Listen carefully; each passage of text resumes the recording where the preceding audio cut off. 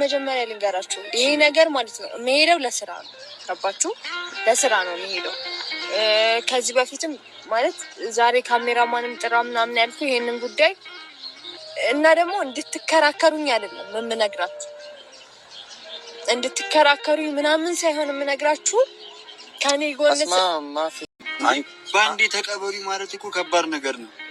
ያመጣሽው ሀሳብ ደግሞ በጣም ከባድ ሀሳብ ነው። ከዛ ላይ ደግሞ እሱን ሀሳብ እየሰጠንሽ ነው፣ እያስቀረንሽ ሳይሆን እየተሰማንን ነገር የምንችልበት ካለ እያደረግን እኛ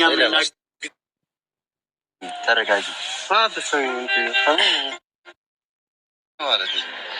እዛውን ለስራ ብዬ እኔ ትላልት ሄድ ነው እንዴ? እሺ አትልም። ቾክለሽ ነው የምታስበው። አጋም ያሮህ እኔ ስራ ትቼ ካንተ ጋር ሆናለሁ ብያለሁ እንዴ? ምንድነው? አይደለም ውሳኔሽን እኮ ነው። ውሳኔሽን ድጋሚ አስቢበት። ለازم ትክክለኛ ነሽ አይደለም አላልኩት። خلاص خلاص اوكي خلاص بس فهميني انا يعني لازم هلا تروحي. طيب هيلين اسمعيني، طيب شلون بدك تعرفيني وتروحي؟ هاي تتش انديت لتهيجي اتس اوكي اسمعوا ግን بسمعون بالسمعون አይደለም በሰማው ምናምን አትበይ። አንድ ማለት የፈለገውን ነገር ይበል። هيلين እኔ ተተሽከይቺ ማለት ነው። እዚህ ጋር አልፈልግም። ወደ እናቴ አልሄድም፣ ወደ ጆሲ አልሄድም፣ ወደ እንጂ አልሄድም። እዛ ነው የምሄደው። هيلين መረጋጋት አለ። ፍቅር እንደዚህ ያደርጋል።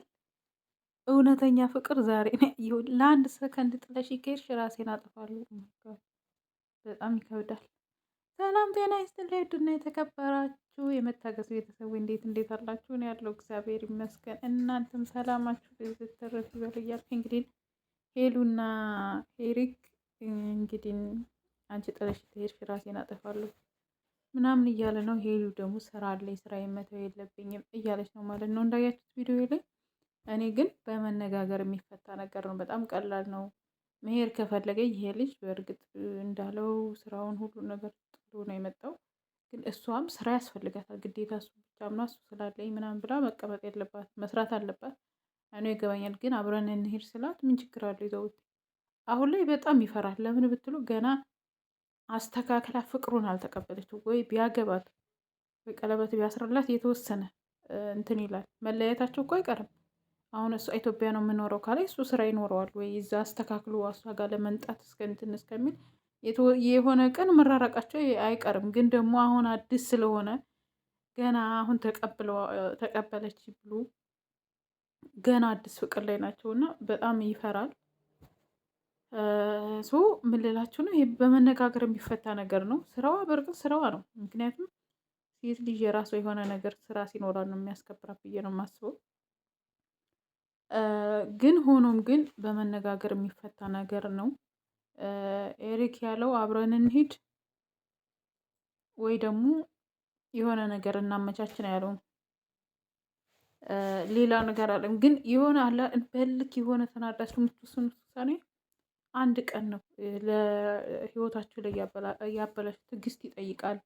መደማመጥ፣ ቀስ ብሎ ተደማምጦ የምታደርጉን ነገር ግን ምንም እንትን አለ። ይሄ በጣም ቀላል ነው።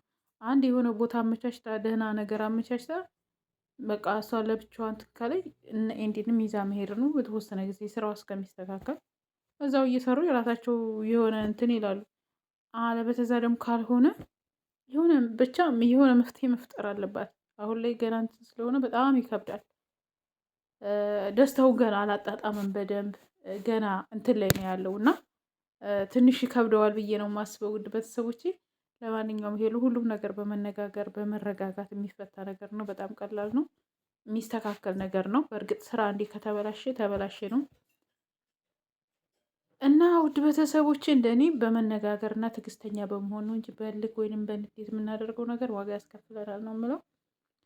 ለማንኛውም ውድ ቤተሰቦቼ ይሄ የኔ አስተሳሰብ ነው። እናንተ ሀሳብ አስተያየታችሁን ስጡ። ግን እኔ ሳላችሁ አልፈው በቃ እንዳይኑ ብሌን ነው በቃ የሚያት ማለት ነው። የእውነት ነው የሚወዳት ምን ልላችሁ ነው? እንደዚህ በቃ በመዳም ቤት የተሰቃያችሁ እንደዚህ በቃ